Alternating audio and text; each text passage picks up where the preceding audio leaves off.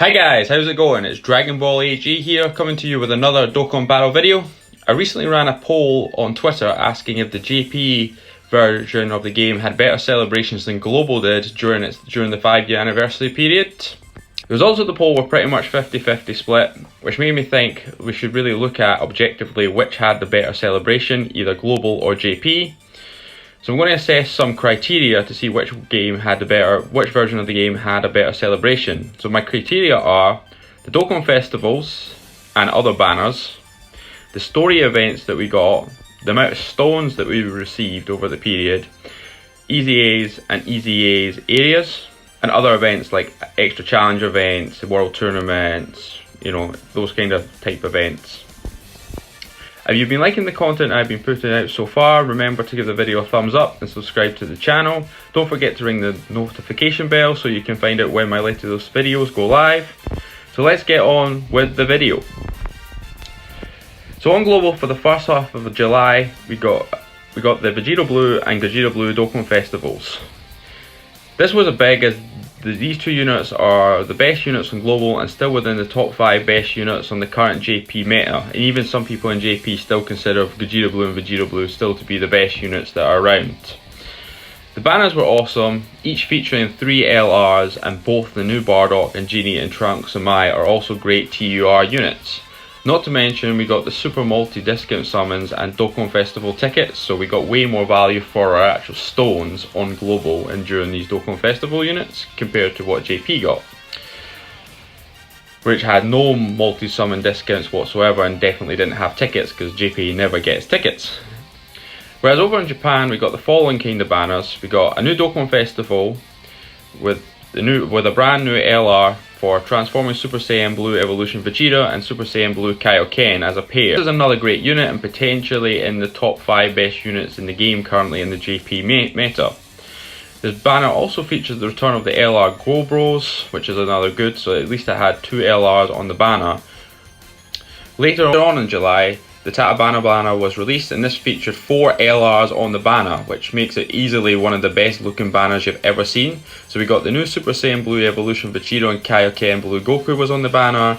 We also, the LR Gobros were on the banner, and we also got the return of Gogeta Blue and Vegeta Blue. The return of Blue Fusions resulted in JP reaching top grossing very quickly, so that tells you how hyped this banner actually was.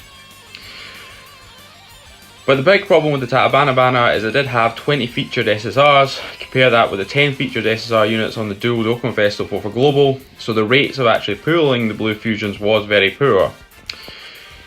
However, the big draw for the Tatabana celebration was the Blue Fusions were then available to buy from the Baba shop with the red coins. This is how I managed to get my first copy of Gogeta Blue on JP. So overall, I think here, despite JP probably having the best overall banner in terms of units, featured units on it, in terms of the Tatabana banner, I think Global won the Dokkan Festival round for July, as it had better rates for the Blue Fusions, we got discounted summons, and so therefore our stones went much further, and we also got the ticket banners as well, so we get an extra free summons from the extra tickets we get for every time you did a multi-summon on the Dokkan Festival banners.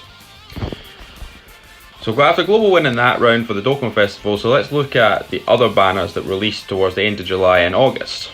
On Global we got the new Top Legendary banner, which was a bit meh in my opinion. It does have 2 great featured LRs on the banner in terms of the Broly Trio and the Goku Black Rose. And it does have also the 20 plus unfeatured LRs you could also get from the Legendary Summon banner as well. But the rates for Legendary banners, they're not great. I think the hype for this banner wasn't that impressive, since on Global only 2 countries actually hit top grossing. However, for part 3 of the Dokkan celebration we also got the 55 special summon. This was awesome, as you're getting like 55 units and a guaranteed LR for free. Absolutely for free, you don't have to do anything. You would just have to do all the missions and you could get your 55 ticket summon and you're going to get a guaranteed free LR. And I'm sure some people know that got multiple LRs from this banner. The only drawback here is it was missing the latest LRs like Ultra Instinct Goku, the Rose, Goku Black and Broly Trio that was featured in the Top Legendary Summon banner, and the Super Saiyan Goku from the Super Android 13 movie, and kind of known in the community as Gunku. So they were missing, so that was the only kind of drawback, but still, getting a free LR. Not to mention, you could have also done a stone version of this banner as well, where you could spend 200 stones to also get 55 units, so that's also really good value for your stones there. So whereas over in JP we got the legendary banner for Jiren and the new Ultimate Gohan banner, arguably Jiren himself became the best unit in the game, but all when he was released, and just because he's so good, because he's got the attack and defense plus 200% right off the bat. But like all legendary banners, the rest of the banner was pretty poor. I guess Topo and Dispo are pretty good after the Easy A though. Whereas the Gohan banner is pretty good, and the new Gohan unit is absolutely awesome, not to mention a massive power creep on his passive skill, largely as a result of JP entering a really new power meta following the recent version 4.11. So that overall, I think like the Gohan banner was pretty good, which means it was pretty much quite a close race here between who got the better non-Dokkan Fest banners here, or the banners in the later half of July and beginning of August. I think Global is going to get the win here because of the fact we got the 55 special summon, just giving you a free and guaranteed LR, which just trumps all the other banners released on JP. But it was pretty close considering how awesome the new Gohan is, and his animations are absolutely fire. So, you know, I can't blame people thinking, oh well, the Gohan might have made this celebration for JP look even better than what Global got, but the value in the 55 special summon of getting a guaranteed LR for nothing, for me, trumps it. So I think Global again wins this round. So let's have a look at the story mode event that we received. So it was quite similar in terms of content that we got. For Global we got two new story events, one for the Kid Vegeta and Kid Broly, one for the Zamasu quest, and then over on JP we got the following two story events. A story event based around the Pride Troopers and their prep for the Tournament of Power, and we also got a revamp of the Great Saiyaman story event. Overall, the amount of stones and stages from the story events are pretty similar, but I'm going to give this win to Global since they got a unit that Dokkan's awakens to an LR, which then gets an Easy A as part 3 of the celebration. So this is Zamasu, then obviously, you know, you can Dokkan awaken him all the way up to an LR and becomes Zamasu in Goku's body, and then he also then has an Easy A as well as part of part 3 of the Dokkan 5-year anniversary in Global. So therefore I think Global just shades it in the actual who got the better story events, because the rewards from this story event were significantly better. So let's have a look at the special missions and Logon bonuses, and there's really no comparison here when it comes out in Global. The 5-year anniversary we've got like loads of stones. That's way more than what JP got over the same period, just because we're getting like, you know, 4 stones. We're basically, between daily missions and daily login bonuses, you're getting 5 stones a day. Whereas on JP, the match you got from the Tanabana celebration was 2 stones a day, plus all the extra special missions. I mean, yes, we did get an extra 20 stone login bonus, but for the 2000 a day celebration over here on JP, but 50 stones, well, we've got 45 stones the moment you logged in on the first day of the 5-year anniversary as well. So in terms of stone bonuses, no doubt about it, Global during the 5-year anniversary got way more free stones than JP had over the same period. Not to mention, Global also received the daily tickets banner. And you got daily tickets as well just by doing a daily mission, and you can then summon on that banner which has LRs hidden in the bannage. And I managed to pull myself an LR Trunks of mine. I'm sure I've seen plenty of people getting multiple LRs over on the Reddit subpage. So again, this is another win for Global here in terms of the actual stones. So let's move on to the Easy A's. So this is where Global really looks weak compared to JP, why many people think that JP might have had a more hyped celebration than that Global has, just because we got a lot more Extreme Z areas and Extreme Z awakenings and events on the JP side of the game compared to what Global got. So on Global, all we have received is two Easy A areas, which yields a total of 5 stones, and Easy A's for 3 free-to-play units. Only the LR Easy A Zamasu is probably the best, is probably really a usable unit for multiple teams. Whereas on JP, we got an Easy A area for the Universe 2 Maidens. We also got an Easy A for Super Saiyan 3 Broly, so this being a full Easy A, we got like 34 stones. Then we got the Easy A for Topo and Dispo, which also gave us like 33 stones. And we've just got the Easy A for Super Android 17 as well.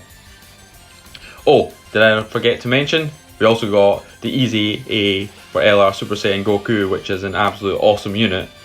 Plus we also got the Easy A for LR Spirit Bomb Goku, but I don't think it's really fair to include this unit in the comparison, as barely any players will have hit the 2000 days login bonus yet. So overall, without a shadow of doubt, JP wins this round in terms of content. So let's have a look at the other events that were actually added over the period of the months long celebration for the 5-year anniversary, and what JP received at the same time. So for global, what we got here is we got a brand new boss rush stage which gave us 35 stones. We also got 2 infinite Dragon Ball history stages which gives us like 62 stages. We got the new equipment stroke skill orb stage, and we also got the Frieza special damage test event, which was quite challenging for like higher scores if you don't have the perfect box, like, and imagine most free to play players don't. So unless you're a whale, it's probably quite challenging trying to set up your own team, so it's quite fun. Whereas on JP we got a new explosive change battle, a mode I absolutely cannot stand, so I barely actually touched this mode, so this was not exciting for me whatsoever.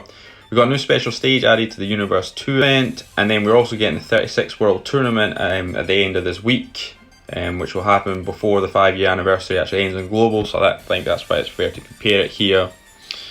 So apart from the World Tournament, Japan didn't get much special extra events added, whereas Global got a lot, so I think it's clear that Global is the winner of this round. So now let's address the elephant in the room, the release of version 4.11. The changes to Link skills that was introduced as part of version 4.11 has completely altered the meta of the two games, and playing JP now feels quite different from Global. I think this is a large change that's actually overshadowed Global's 5-year anniversary celebration. But I think it should really be excluded in this comparison, as it's a system update rather than just content. So if we ignore the release of version 4.1, then Global has won 4 out of 5 of the categories I was assessing against, so objectively it's the clear winner. However, I can understand why people think JP felt more hype than Global, since everything on JP is new, whereas most of the 5-year anniversary is completely unchanged from JP's 5-year anniversary. So we know what was actually coming in advance. They didn't really add anything extra new to the 5-year anniversary. They added a few extra small things to it, like the 20,000 points friend summons, which gives you a lot of potential Elder Kais. I mean, that's quite good, but it's not like groundbreaking like a new event. I mean, I think a lot of people were hoping for things like Extreme Super Battle Road to be released, or, you know, Explosive Chain Battle as well, because they obviously added a little icon in the Baba shop to suggest it was coming fairly soon. And I think people were just expecting maybe something extra added and new to the 5-year anniversary. And then on top of that, the pacing of content on JP was much better. I think that's just because Global had one big celebration for the 5-year anniversary, and this is the problem with Dokkan a lot of time. Whenever they have actual celebrations, everything seems to be front loaded, so you get almost all the good stuff of this celebration in the first week of it, so that then the next following weeks are really, you know, there's some things, they add extra things to do, but not enough keep you really content or keep you really busy with the game. They only add things that can be done quite quickly. Whereas what happened in JP, we actually got 3 smaller size celebrations with the 2000 day login bonus, the Tatabana celebration, and then we also got the August Dokkan Festival as well for the new Gohan. So that means we actually got, you know, 3 celebrations, which meant just the pacing on JP seemed significantly better. So I think that's why a lot of players think actually JP's had more than Global has. It's not like Global didn't get more content, Global got all its content right at the beginning. So I think that's part of the reason why people think actually things have been more hype on JP, just because we've had it, you know, spread out a lot better over the period of the month, and whereas Global probably got the best of the 5-year anniversary stuff in that, you know, 1st to 2nd week in July. But again, I just want to reiterate, looking at it objectively, Global did get, you know, better content over the past month than JP. So that's my opinion. Thanks for watching the video. If you liked the video, remember to give it a thumbs up, and please subscribe to the channel. Have a great day. See you in the next video. Bye.